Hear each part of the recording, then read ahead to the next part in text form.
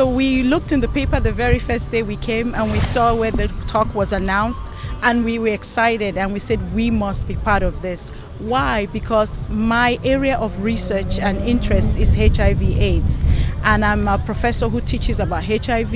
I also research about HIV/AIDS in different parts of the world, specifically in Africa and in Georgia, in south of the US, and all our students are aware about HIV/AIDS. We know that it's a global pandemic, and we know that there is no part of the world that has not been impacted by HIV.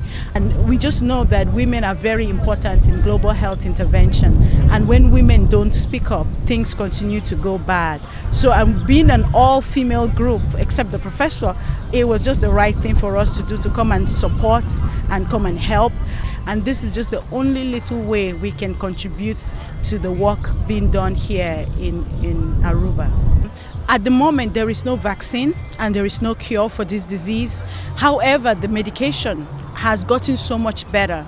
And we know that a lot of people, especially in the West and in Europe, in westernized societies, have access to this medication, which is ART, antiretroviral therapy, and it's gotten so much better. But what we find is that many people still lack access to health care and to that kind of medication in different parts of the world.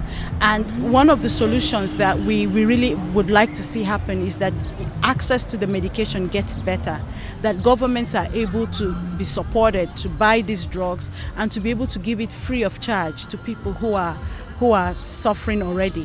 Now, for preventing it, based on my research, I have found that a lot of the people who are exposed to HIV/AIDS are also people who are left behind, who are marginalized, who are affected in one way or the other by societal neglect. So a lot of what we advocate is for people or societies to take a careful look at the conditions of life of people, to improve poverty or to make sure people have employment, that people have education and knowledge, and that people have access to like condoms and things to protect themselves.